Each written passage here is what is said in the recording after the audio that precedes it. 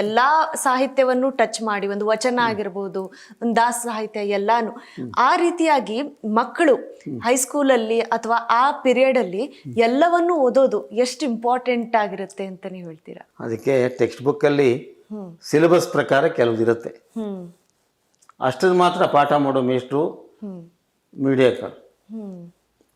ಆದರೆ ಮಕ್ಕಳಿಗೆ ಹೇಳಲೇಬೇಕಾದಂಥದ್ದು ಅನೇಕ ಇರುತ್ತೆ. ಅದು ಟೆಕ್ಸ್ಟ್ ಆಗಿದೆ ಅಂತೇನಿಲ್ಲ, ಕಾರಂತರ ಚೋಮನದುಡಿ ಟೆಕ್ಸ್ಟ್ ಆಗಿದೆಯೋ ಇಲ್ವೋ, ಆದರೆ ಚೋಮನದುಡಿಯನ್ನು ಮಕ್ಕಳಿಂದ ಓದಿಸ್ಬೇಕಾದ್ದು ನಮ್ಮ ಕರ್ತವ್ಯ, ಒಳ್ಳೆ ಮೇಷ್ಟ್ರಾಗಿದ್ದರೆ. ಬೇಂದ್ರೆ ಪದ್ಯ ಇದೆಯೋ ಇಲ್ವೋ, ಆದರೆ ಬೇಂದ್ರೆ ಪದ್ಯನ ಹೇಳಬೇಕಾದ್ದು ನಮ್ಮ ಕರ್ತವ್ಯ. The best of literature Kannada. Kannada ಸಾಹಿತ್ಯ ಅತ್ಯುತ್ತಮವಾದಂಥ ಸಂಗತಿಗಳನ್ನು ಮಕ್ಕಳಿಗೆ ಹೇಳಬೇಕು. ಸಮಯ ಬೇಕಾದಷ್ಟು ಇರುತ್ತೆ, ಸುಮ್ಮನೆ ಕಾಡು ಹರಟೆ ಮೂಳು ಪ್ರಸಂಗ ಮಾಡ್ತಿರ್ತಾರೆ.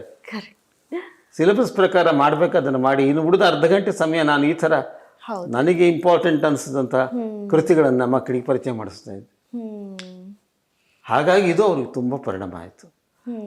ಟೆಕ್ಸ್ಟ್ ಬುಕ್ಕಲ್ಲಿರುವಂಥ ಪಠ್ಯಗಳೆಲ್ಲ ಅನೇಕ ಬೇರೆ ಬೇರೆ ಕಾರಣಗಳಿಗೆ ಅಲ್ಲಿ ಬಂದಿರುತ್ತವೆ. ಅದನ್ನಿಟ್ಕೊಂಡು ನೀವು ಮಕ್ಕಳ ಮನಸ್ಸನ್ನು ಅರಳಿಸೋಕೆ ಸಾಧ್ಯ ಆಗಲ್ಲ. ಅವ್ರ ಅಂತರಂಗ ಸ್ಫುರಣಗೊಳ್ಬೇಕಾದ್ರೆ ಬೆಸ್ಟ್ ಯಾವುದು ಕನ್ನಡದಲ್ಲಿ ಅದನ್ನು ಕೊಡ್ಬೇಕು ಅವ್ರಿಗೆ. ಅದು ಇಲ್ಲವಲ್ಲ, ಏನು ಮಾಡಲಿ ನಾನು ಅಂತಂದರೆ, ಅದು ಇಲ್ದಿದ್ರೆ ಏನು ನೀ ತರ್ಬೋದಲ್ಲ. ನಿಮ್ಮ ಕ್ಲಾಸ್ ರೂಮಿಗೆ ಯಾರು ಬಂದು ಇದನ್ನು ಮಾಡಬೇಡ ಅಂತ ಹೇಳಲ್ಲ ಅಲ್ವಾ? ಸಿದ್ಧಲಿಂಗನ ಪದ್ಯ ನೀವು ಬೇಕಂದ್ರೆ ಹೇಳು ಅಷ್ಟೇ, ಅದು ಇಲ್ಲಿದ್ರೆ ಏನಂತೆ. ಈ ಒಂದು ಪದ್ಯ ಇದೆ ನೋಡಪ್ಪ, ಎಷ್ಟು ಚೆನ್ನಾಗಿದೆ, ನಮ್ಮ ಮೇಷ್ಟ್ರು ನನಗೆ ಅದೇ ಮಾಡ್ತಿದ್ದದ್ದು.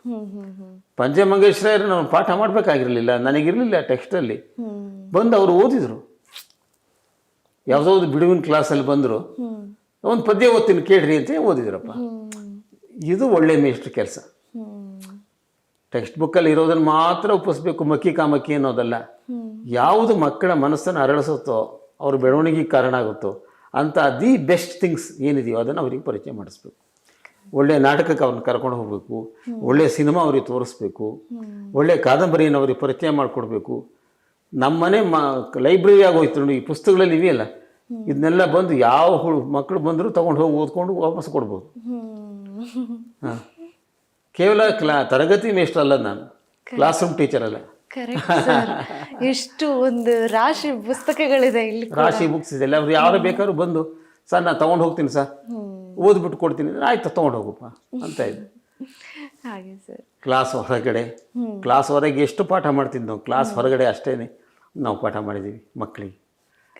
ನಾಟಕ ಹಚ್ಕೊಂಡ್ಬಿಟ್ರೆ, ನಾಟಕ ಮಾಡಿಸ್ಬೇಕು ಅಂದರೆ ಶ್ರೀರಂಗರ ನಾಟಕ ಸಾಯಂಕಾಲ 5 ಗಂಟೆ ಕ್ಲಾಸ್ ಮುಗಿಯೋದು, 5ರಿಂದ 7 ತನಕ ನಾವು ರಿಹರ್ಸಲ್ ಮಾಡೋದು ನಾಟಕದ್ದು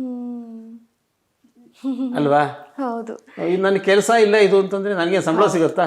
ಕನ್ನಡ ಕ್ಲಾಸ್ ಅಂದ್ರೆ ಅದೇನಷ್ಟು ಇಂಪಾರ್ಟೆಂಟ್ ಅಲ್ಲ ಅನ್ನೋ ರೀತಿಯಾಗಿ ನೋಡ್ತಾರೆ. ಯಾಕಂದ್ರೆ ಏನೋ ಒಂದು ಬರೋದು ಆ ಕಾಲದಲ್ಲಿ ಹಾಗಿರ್ಲಿಲ್ಲ, ಸಾಕು ಅಂತ. ಯಾವ ಕ್ಲಾಸ್ ಬೇಕಾದ್ರೂ ತಪ್ಪಿಸ್ಬೋದು, ಆದ್ರೆ ಕನ್ನಡ ಇಂಗ್ಲಿಷ್ ಕ್ಲಾಸ್ ತಪ್ಪಿಸ್ಬಾರ್ದು ಅಂತಿದ್ರು ನಮ್ಮ ಮಕ್ಕಳು. ಇಂಗ್ಲಿಷ್ ಗೋವಿಂದರಾವ್, ಕನ್ನಡ ನಾನು ಅವರಿಗೆ ಟೀಚರ್. ಹಾಗೆ ಸರ್.